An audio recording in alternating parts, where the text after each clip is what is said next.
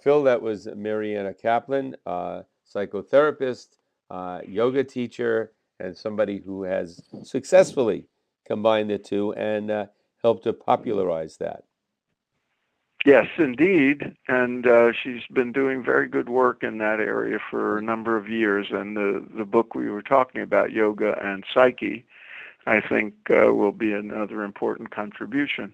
Right. I'm looking at a picture of her as we speak, and like so many people that practice yoga postures, yoga meaning more than just the asanas, but people that do practice the asanas and pranayama, they generally look very healthy and very bright.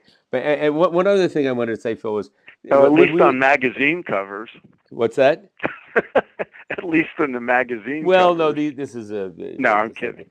but it's no, I think in general, there it puts your energy in a good place, and people often feel very good about it. And it's I think back to 1971. I was in graduate school in clinical psych, and I was practicing meditation, TM at the time, and maybe doing a little bit of yoga. And when I brought it up, it was a program that was very psychoanalytical. It was Freudian. And when I brought up my experiences with it, they listened to me. But it was like if I had said I'm going to incorporate this into any therapeutic, whatever in the future, it was like I would have been from Mars. They Yeah. tolerated me talking about it, but nobody took it seriously. Now, it's I would guess almost every psychiatrist, every psychotherapist has some familiarity with it, and probably at one time or another has recommended it to somebody. Well, I And wouldn't go that far and say well, many would every, say, well, but you might try certainly a whole yoga. lot more than in the past. Yeah, but if you said, hey, I have terrible anxiety, they might say, try some form of meditation or go to a Yeah, yoga they class. And might. I think it's Well, great. at the very least, Dennis, if you were seeing a therapist and said, I took up a meditation practice, or I started going to yoga classes, they would certainly encourage it. Whereas 40 years ago, they might think you were being hoodwinked by Right, some cult or something. right. Now I'm curious. You are just putting out your book, The Life of Yogananda. Did Yogananda ever reflect or talk about psychotherapy? I didn't. He died in 1952. Freud was very popular even in the 30s. There was a whole psychoanalysis, sort of craze, among educated people. Even then, Right. everybody wanted to be psychoanalyzed. But I didn't run into any direct references to that. Doesn't mean he didn't make reference to it, but. What's more interesting about Yogananda in this regard, and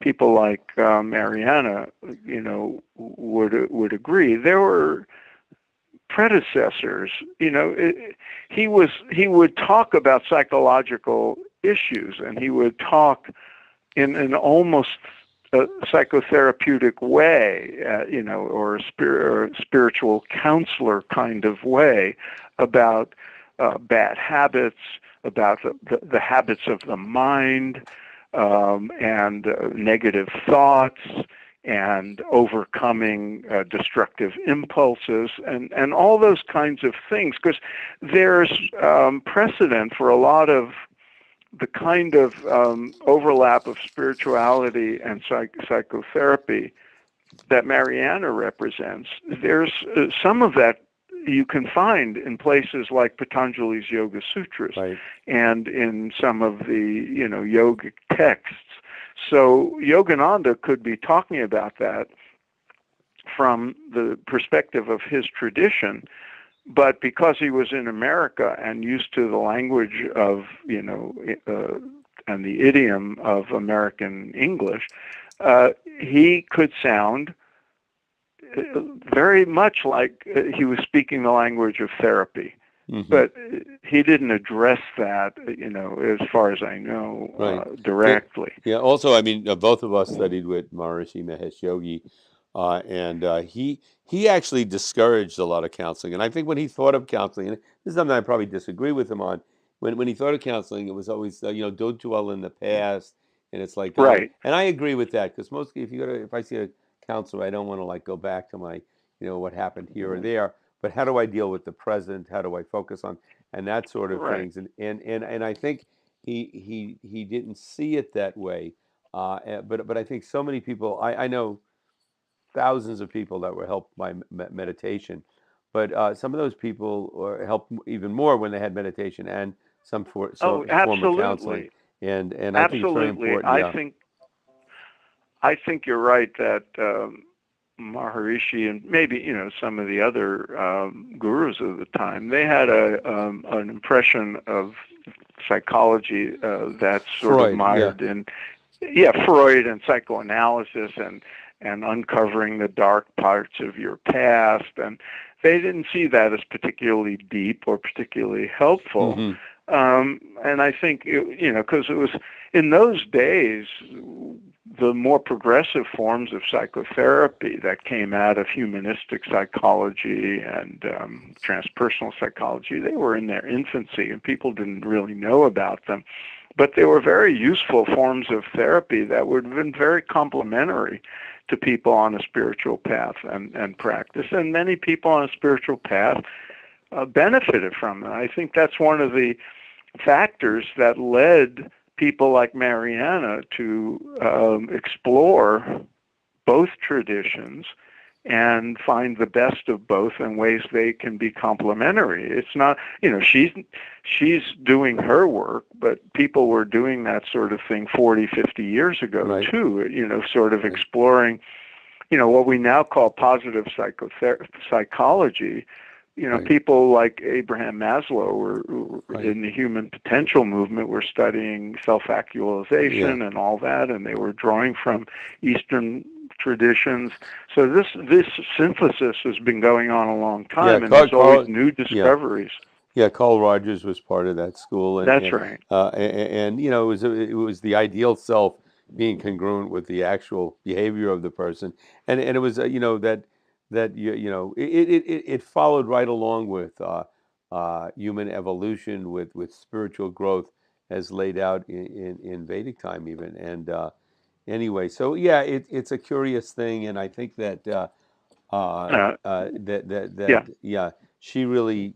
Uh, is in a good place and encouraging more people to do what she does because I think uh, Mariana combining properly being trained in psychotherapy with properly being trained in yoga, or even a psychotherapist working in conjunction with a yoga teacher and vice versa, is very powerful for people because instead of saying to Yeah. them, I've got anxiety, this is what you can do. And by the way, rather than go take Valium, try doing a yoga class 3 times a week and try some pranayama. Maybe it'll work, maybe it won't, but at least it's a much better option than ingesting some type of It chemical can into your only system. help, but the Right, reverse is also true. And I think one of the right, things that led to the work that people like Mariana have done over the years uh, is the observation that, especially back in like the 70s, when people were on spiritual paths and following gurus and going to ashrams and meditating all day and doing yoga all the time, there was this sense that that's all you had to do, and you'll be healed, and you'll be well, and you'll be enlightened.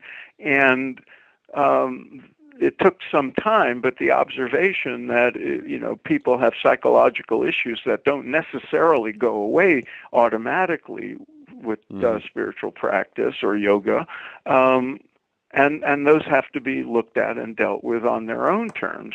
There was, the term spiritual bypass became part of the vocabulary with people bypassing their psychological needs and their emotional issues in hopes that it will all get better, hmm, on the meditation pillow. right. And so that it has all evolved from there, and I'm sure that synthesis will continue. There'll be, ups and downs with it, no doubt.